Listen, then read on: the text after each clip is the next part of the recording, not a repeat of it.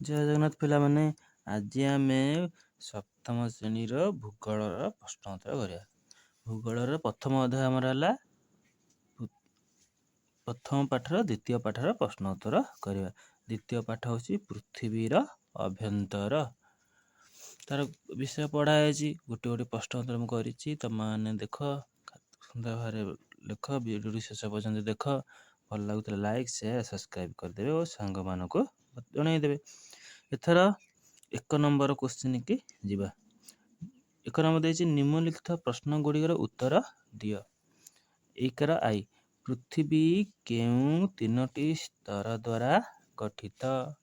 ପୃଥିବୀ କେଉଁ 3ଟି ସ୍ତର ଦ୍ୱାରା ଗଠିତ? ନା ପୃଥିବୀ ଭୂତ୍ୱକ, ମାଣ୍ଟାଲ ବା ମଧ୍ୟମଣ୍ଡଳ ଓ କୋର୍ ବା କେନ୍ଦ୍ରମଣ୍ଡଳ, ଏହି 3ଟି ସ୍ତର ଦ୍ୱାରା ଗଠିତ ହୋଇଛି। ତାହେଲେ ପୃଥିବୀ ଆମର ଏଇ 3ଟି ସ୍ତର, ଭୂତ୍ୱକ, ମାଣ୍ଟାଲ ଆଉ ହେଲା ଗୋଟେ କୋର୍, ଏଇ 3ଟି ମଣ୍ଡଳରେ କ'ଣ ସ୍ତରରେ ଗଠିତ। ଦ୍ୱିତୀୟ ପଏଣ୍ଟକୁ ଯିବା। ଦ୍ୱିତୀୟ ପଏଣ୍ଟ ଦେଇଛି ଶିଳା କ'ଣ? ଶିଳା ଆମର ଅତି ଦରକାରୀ ପଦାର୍ଥ। ଖଣିଜ ପଦାର୍ଥ ମିଶ୍ରଣରେ ଶିଳା ସୃଷ୍ଟି ହୋଇଥାଏ। ଶିଳା ଗୁଡ଼ିକର ରଙ୍ଗ, ଆକାର ଓ ଗଠନ ଭିନ୍ନ ଭିନ୍ନ ହୋଇଥାଏ। ଆମର ବିଭିନ୍ନ ପ୍ରକାର ଶିଳା ଅଛି, ତାର ରଙ୍ଗ ଆକାର ଅଲଗା ଅଲଗା ମଧ୍ୟ ହୋଇଥାଏ। ତୃତୀୟ ପଏଣ୍ଟକୁ ଯିବା। ତୃତୀୟ ପଏଣ୍ଟ 3ଟି ପ୍ରକାର ଶିଳାର ନାମ ଲେଖିବା। 3ଟି ପ୍ରକାର ଶିଳା ନାମ ହେଲା 1ରେ ଆଗ୍ନେୟ ଶିଳା, 2ରେ ସ୍ତରୀଭୂତ ଶିଳା, 3ରେ ରୂପାନ୍ତରିତ ଶିଳା। ସରିଗଲା ଆମର ତୃତୀୟ ପଏଣ୍ଟ। ଚତୁର୍ଥ ପଏଣ୍ଟକୁ ଯିବା। 1 ନମ୍ବରର ଚତୁର୍ଥ ପଏଣ୍ଟ, ନିସ୍ରବଜ ଆଗ୍ନେୟ ଶିଳା କିପରି ସୃଷ୍ଟି ହୁଏ? କେତେକ ଜ୍ୱାଳାମୁଖୀରୁ ଅତି ଉତ୍ତପ୍ତ ତଥା ତରଳ ମାଗ୍ମା ଭୂପୃଷ୍ଠରେ ଲାଭା ଆକାରରେ ଜମା ହୁଏ। ଏହା ଶୀଘ୍ର ଶୀତଳ ଓ କଠିନ ହୋଇଯାଏ। ଏହି ନିସ୍ରବଜ ଆଗ୍ନେୟ ଶିଳା ସୃଷ୍ଟି ହୁଏ। ଏମିତି ଆମର କ'ଣ, ଏହିପରି ଆମର କ'ଣ ନିସ୍ରବଜ ଆଗ୍ନେୟ ଶିଳା ସୃଷ୍ଟି ହୁଏ। ପିଲାମାନେ ବୁଝିପାରିଲ ନିସ୍ରବଜ କିପରି ସୃଷ୍ଟି ହୁଏ। ତାପରେ ଯିବା ଭି, ଆମର ଦେଲା ଶିଳାଚକ୍ର କହିଲେ କ'ଣ ବୁଝ? ପ୍ରତ୍ୟେକ ଶିଳା ଅନୁକୂଳ ପରିସ୍ଥିତିରେ ଅନେକ ଶିଳାରେ ପରିଣତ ହୁଏ। ଏହି ପରିବର୍ତ୍ତନ ଏକ ନିୟମିତ ଧାରାରେ ହୋଇଥାଏ। ଏହାକୁ ଶିଳାଚକ୍ର କୁହାଯାଏ। ଏଥର ଭିଆଇକି ଯିବା। ଭିଆଇ ଦେଇଛି ଶିଳାର କି କି ବ୍ୟବହାର ରହିଛି। ଆମେ ଶିଳାକୁ କୋଉ କୋଉ କାମରେ ବ୍ୟବହାର କରିଥାଉ? କଠିନ ଶିଳା ଗୁଡ଼ିକୁ ରାସ୍ତା, ଗୃହ ନିର୍ମାଣ କାର୍ଯ୍ୟରେ ବ୍ୟବହାର କରାଯାଏ। ସେକେଣ୍ଡ ପଏଣ୍ଟ, ମନ୍ଦିର ନିର୍ମାଣ କାର୍ଯ୍ୟରେ ବ୍ୟବହାର କରାଯାଏ। ପିଲାମାନେ ଦେଖିଥାଉ ପଥରରେ ଆମର ମନ୍ଦିର ହୁଏ। ଗୋଡ଼ି ବା ବାଲି ଗରଡ଼ା ବ୍ୟବହାର କରି ପିଲାମାନେ ବିଭିନ୍ନ ଖେଳ ମଧ୍ୟ ଖେଳିଥାନ୍ତି। ଇଏ ହେଲା ଆମର ଶିଳାର ସବୁ ବ୍ୟବହାର। ତାପରେ ଆସିଲା ରୂପାନ୍ତରିତ ଶିଳା କ'ଣ? ଆଗ୍ନେୟ ଶିଳା ଛୋଟ ଛୋଟ ଖଣ୍ଡ ହୋଇ ନିମ୍ନ ଭୂମିରେ ଜମା ହୁଏ। କ୍ରମେ ଏହା ଅବକ୍ଷିପ୍ତ ଶିଳାରେ ପରିଣତ ହୁଏ।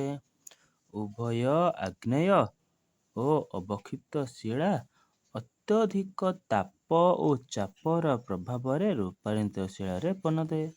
ଆମର ଅଧିକ ଚାପ ଆଉ ତାପ ପାଇଲେ କ'ଣ ହେଲା, ସେ ରୂପାନ୍ତରିତ ଶିଳାରେ ପରିଣତ ହୋଇଗଲା।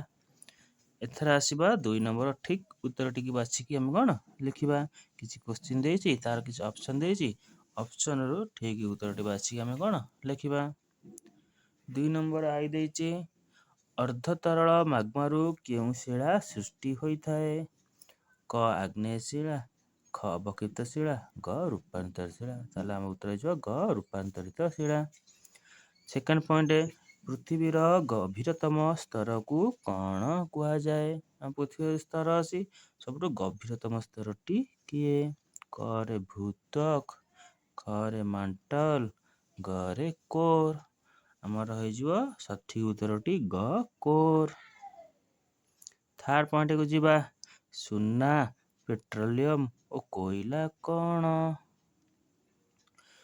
ତାହେଲେ କରେ ଶିଳା, ଖରେ ଖଣିଜ, ଗରେ ଜୀବାଶ୍ମ। ଏସବୁ ଆମ ଖଣିରୁ ବାହାରେ, ତେଣୁ ଏସବୁ କିଛି କ'ଣ? ଖଣିଜ।